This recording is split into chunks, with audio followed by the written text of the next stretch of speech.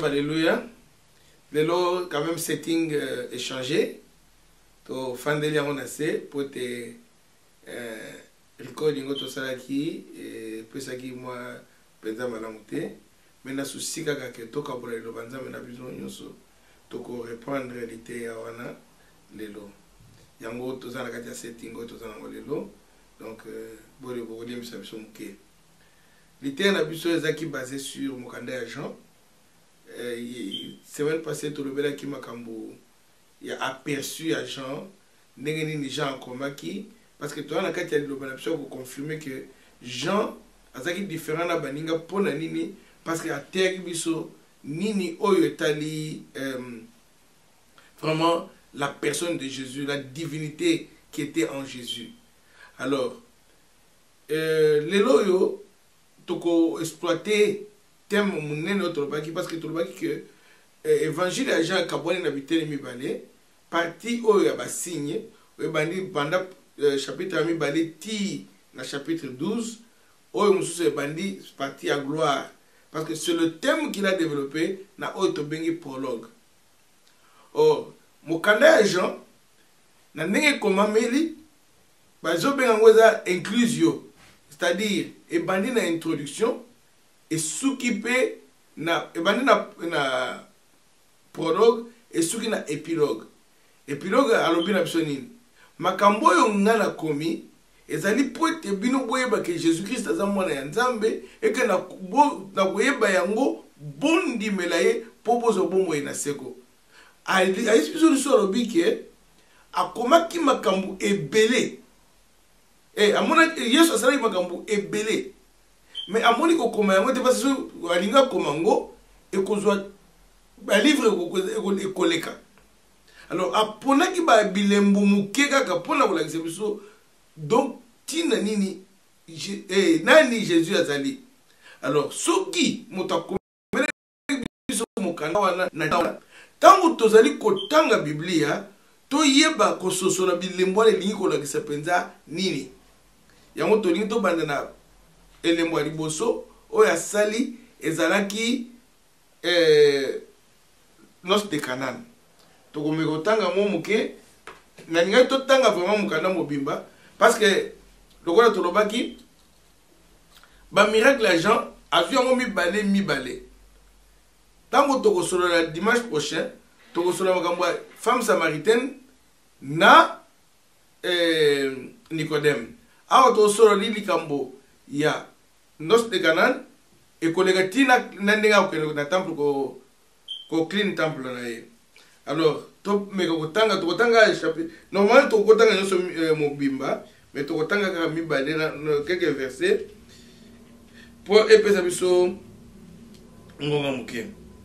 Alors 2 jours après, il y eut un mariage à Cana en Galilée. La mère de Jésus était là. On avait aussi invité Jésus et ses disciples à ce mariage. À un moment donné, il ne resta plus de vin. La mère de Jésus lui dit alors, ils n'ont plus de vin. Mais Jésus répondit, mère, est-ce à toi de me dire ce que j'ai à faire? Mon heure n'est pas encore arrivée. La mère de Jésus dit alors au serviteur, faites tout ce qu'il vous dira. Il y avait 6 récipients de pierre que les Juifs utilisaient pour leur rite de purification. Chacun d'eux pouvait contenir 100 de litres. Jésus dit au serviteur, remplissez d'eau ces récipients. Ils les remplirent jusqu'au bord. Alors Jésus leur dit, puisez maintenant un peu de cette eau et portez-en au maître de la fête. Et ce qu'ils firent, le maître de la fête goûta l'eau, changée en vin. Il ne savait pas d'où venait ce vin, mais les serviteurs qui avaient puisé le savaient. Il appela donc le marié et lui dit, tout le monde commence par offrir le meilleur vin, puis quand les invités ont beaucoup bu, on sert le moins bon. Mais toi, tu as gardé le meilleur vin jusqu'à maintenant. Voici comment Jésus fit le premier des signes à Canaan, en Galilée. Il manifesta ainsi sa gloire et ses disciples crurent en lui. Jean a commis biso mokanda azo reporter biso likambo esalemi na kati ya feti mais alobi na biso likambo munene oyo tosenga to retenir nano ezali premier signe oyo Jésus asali mpona korévéler gloire na ye. Alors soki totangi prologue bokomona ke la prologue que commencement était la parole était avec Dieu, elle est devenue la lumière du monde et puis en lui nous avons vu la gloire de Dieu. Donc Jean Azolinga maintenant a expliqué biso makambo komi na prologue. Donc tokoki kotanga miracle était libanda ya prologue pour tout comprendre parce que ça a monté combien d'introduction na ye siko abandi ko développer thème nyonso oya tiaki kuna na kati. Bon, mais avant tout kota kuna total nanu ayebisi que zaki mokolo ya misatu 3 jours après, 3 jours après.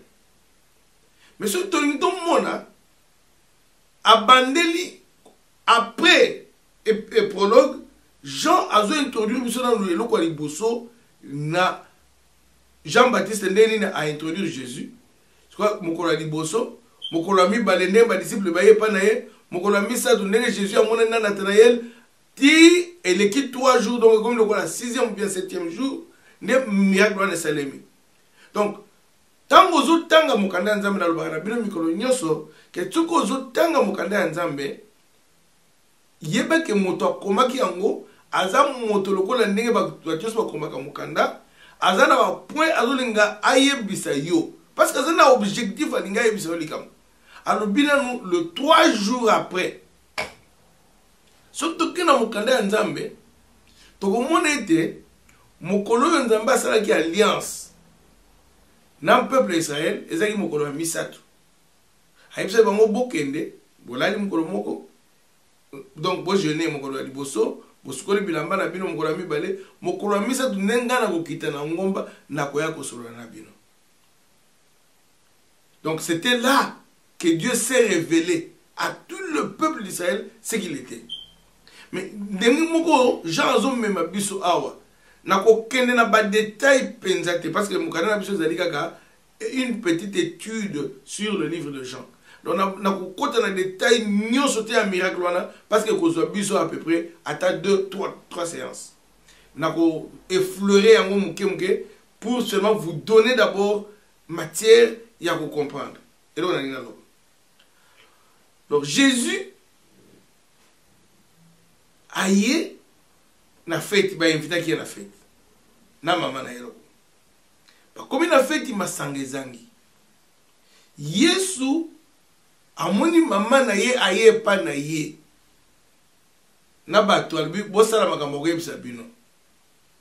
Yesu azo poser question femme version natangi eza français courant ba eza moi bien pensé fallait tout tanga Louis II alobi femme, qu'y a-t-il entre toi et moi? Mon heure n'est pas encore venue. Toyebi ke bayuda muyuda moko tatikala ko benga mwasi na ye mama na ye mwasi atikala ko benga ye kaka mama.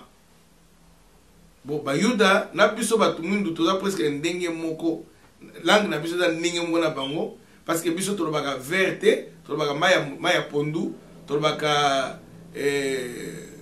ngola donc to déterminer la couleur par rapport à référence moko boy pembe lokola mino ya nzoko donc toyeba ke ndenge mino ya nzoko ezali elingo ba couleur ya pembe donc c'est comme ça. Alors ndenge moko biso pe to benga ka mama to ko benga mama na bino te mwasi bango pe ba yuda eza péjoratif ko benga mutu mwasi mais tala Jésus a ko benga na kat ezala na croix tant azo présenter Jean et pas maman albi moi si tala mwana na yo mwana tala maman na yo albi te mwana tala mwasi na yo te albi moi si tala mwana na yo mwana tala maman na yo ndenge moko azo peke mwasi. Pourquoi bengi mwasi? Parce que Jésus a eu le nouveau Adam. Le nouveau Adam qui est venu maintenant pour créer un monde nouveau, donc pour nous amener vers la nouvelle création. Or, dans la nouvelle création, Ève n'est au Nzambe à la que sid naïe, donc semence naïe et konyata nyoka. Or, désobéissance est bandaki na nini na kozanga koyoka. C'est pour cela moi ça joue un message mususu ami balé ko bisa que boyoka nanu ba ko yebisa bino. To bandana na koyoka. Parce que koyoka nde o esalaka ke mutu a changé. Koyoka nde o esalaka ke mutu et azo action. Donc action mutu azo ka par rapport à likambo azo yoka. Surtout bino bozali en Angleterre par exemple, il y a la différence entre to hear and to listen. To listen is that mutu ki a yoki et memaye na kosala action. Mais koyoka na koyoka makele libanda na koyoka makambo batu bazolo bilobele ba na koyoka batu bazoleka mais soki ezake na listen c'est-à-dire na pay na zui na sali attention na likambo balobi nanga pour que nazo action. Au moins que tamba yebisi bango yes doit expliquer moi si eloko nini kati na ngana yo parce que ngonga na ngana ne ko quitter. Quand Jésus parlait de son heure ngonga na ye, il parlait de la mort par laquelle il devait se glorifier et glorifier son Père. Pendant tout cas, tout ce qui est dans notre partie. Et donc, on a mis balé, bazu ba vin, bazu maï, balol siango vigno. Pourquoi? Parce que, na prophétie, tant que Jacob a fait sa prophétie na bananaye, Après, c'est déjà prophétie, il y a Jacob, il y a Judas. Alors, pardon. Na Mukanda, il y a Genèse chapitre 49. Nathan Mouké.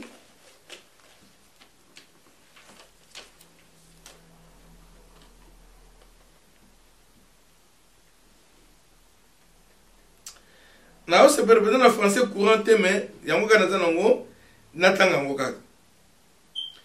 49 verset 9 à 12. Judas, mon fils, tu es comme un jeune lion.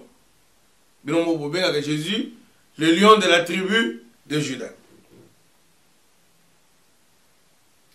qui a dévoré sa proie et regagne son repère. Le lion s'accroupit et se couche. Qui pourrait le forcer à se lever? Le sceptre royal demeurera dans la famille de Judas, et le bâton de chef restera aux mains de ses descendants, jusqu'à ce que vienne son propre possesseur, Oba Bengi, le vrai Shiloh. C'est lui à qui les peuples seront soumis. La vigne alors sera répandue et qu'il se permettra d'y attacher son âne. Il lavera son vêtement dans le vin et son manteau dans le sang des raisins. Le vin avivera l'éclat de ses yeux et le lait la blancheur de ses yeux. Donc, la vigne était déjà attachée à la promesse messianique. Neni Messie à Kozala. Et puis, il y a mis Bayuda, Bazai Kozela que Libala, donc alliance ya Bangona Nzambe, et Zalaki Lokola Libala. Na lingi ko bombarder na verset belete, mais vous comprendre que na Bible Nzamba zo na bango que a Horeb na salaki na bino libala. Donc pour na bango le moment de l'alliance était un moment de mariage. Alors tant Nzamba la que a kotinda Messie pour na ko kangaliwa, pour na ko kanga makambo nyoso, Messie wana ko uta la tribu de Juda d'abord, yami balé a ko organiser banquet. A organiser les lambo, parti, fêti. N'est-ce pas on a lingana biso ya Kishasa. A organiser fêti munene, fêti wana masanga kozala ebele, bilo bakolia kozala ebele. Et puis masanga eko tonda salle et puis de deux à kolongola liwa. Donc Jésus vient nous démontrer que il est vraiment cet époux. D'abord, Oyo Aeko Kobala Église, Aeko Kobala Jusu Israël. Voilà pour y liboso. Parce que pour moi, Jean-Baptiste a confirmé yango. Nase. Alobi, likamuni nabino. Ce mobile libala ye, biso baninga na etoko sepela. Donc il a expliqué que oui, c'est vrai. Le vrai époux dont on parlait, c'est Jésus. Or, l'époux d'Israël n'était que l'Éternel son Dieu. Alors l'Éternel ton époux. J'étais épousé, Namukana Jérémie, mais Namukana Esaïe, Dieu parle d'être l'époux. Alors, il y a une semaine passée dans la Bible, bon, moi, je dis gens, pour nous, Jésus a Zanzambe. Ya banosa nini akobanda kolatisa Yesu ba verset nyonso zo parler en Nzambe koya ko racheter Israël.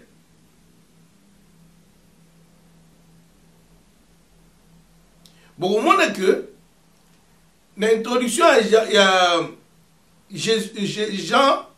a expliqué comment Jésus a aidé ce temple. Parce qu'après si biso et Jacob, il y a Échelle, il y a Bethel. Bethel était la maison de Dieu. Alors, bon, tant que Jésus a silicé, que ça l'a lipati, il y a une église à kokende, si on a un temple dans Jérusalem, accueilli à Bengani, marchand. Donc, ce ne sont pas des faits de hasard. Parce que ce totangi na mukanda Esaïe déjà, nzamba lobi na bango, ndako yo, ezalaki ndako na ngai ya nzambe, bino bokomisi yango caverne da bino ya ba miyibi.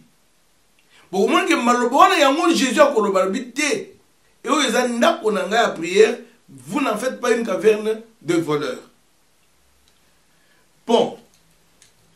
Mais prophète messianique et prophétie pardon messianique dans Zacharie chapitre 14 pardon verset yasuka nango alobi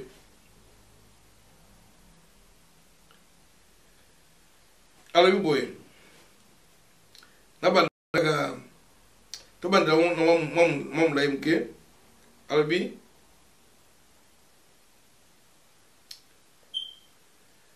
en ce temps-là, les survivants des nations qui ont attaqué Jérusalem se rendront chaque année dans cette ville pour adorer le Seigneur, le roi de l'univers, et pour célébrer la fête du tabernacle. Et si l'un des peuples de la terre ne se rend pas à Jérusalem pour adorer le Seigneur, le roi de l'univers, les pluies ne tombera pas sur son pays. Si les Égyptiens refusent de se rendre à Jérusalem pour le célébrer à la fête de Hut, donc la fête du tabernacle, ils seront frappés d'un malheur comme toutes les autres nations qui n'iront pas célébrer cette fête. Ainsi seront punis l'Égypte et les nations qui ne célébreront pas la fête de cette fête. En ce temps-là, même les clochers des chevaux porteront l'inscription consacrée au Seigneur. Les chaudrons ordinaires du temple seront considérés comme aussi sacrés que les bols à aspersion devant l'autel. Tous les chaudrons qui se trouvent à Jérusalem et en Juda seront consacrés au Seigneur de l'univers. Ceux qui viendront offrir des sacrifices les utiliseront pour faire cuire la viande. Quand ce temps-là arrivera, il n'y aura plus aucun marchand dans le temple du Seigneur de l'univers. Donc Jésus a dit que ce n'est pas un fait de hasard. Il est en train d'accomplir les signes qui démontrent réellement que oui, c'est le Seigneur qui viendra purifier son peuple, offrir un banquet, purifier son temple, le lieu de l'adoration, pour la beaucoup de temps. Il y a un temps où il y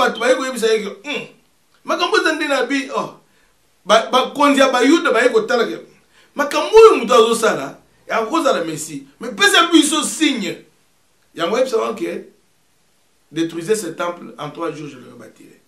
Et Jean, il parlait de son corps. Donc le corps était le temple. Pourquoi? Nathanaël. Nathanaël a dit, Jésus a dit que ce n'est pas parce que Naël a dit que na kati ya figuier. Makamunyo so les na Bible.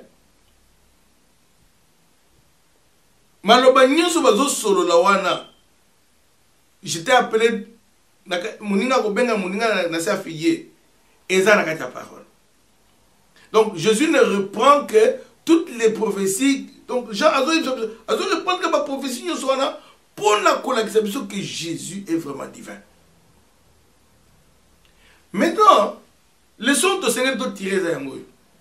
Nous avons un temple en Jésus. C'est à travers lui que nous nous rencontrons avec Dieu. Nous avons été invités au banquet. Na Yesu. Maintenant, tire ta conclusion. Yo ndegonanga. Otie bomoi na yo wapi. Po Yesu aza na porte azali kotoke. Azali kobenga yo. Aye na mokili. Pourtant on a zolo ba Yesu. Peut-être raison comme la bino moi familier. Na lo banzambe. Akiti na mokili. Calculer le roi de rois, aye akiti na mokili. Aye komona na yo. Aye kosolo na yo.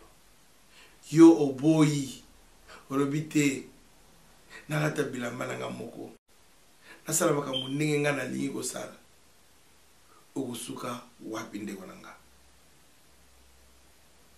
Mutuna na tikelio o réfléchir. Nkolo Nzambe abatela bino. Bye. Amen. Nasali mingi te. Okay.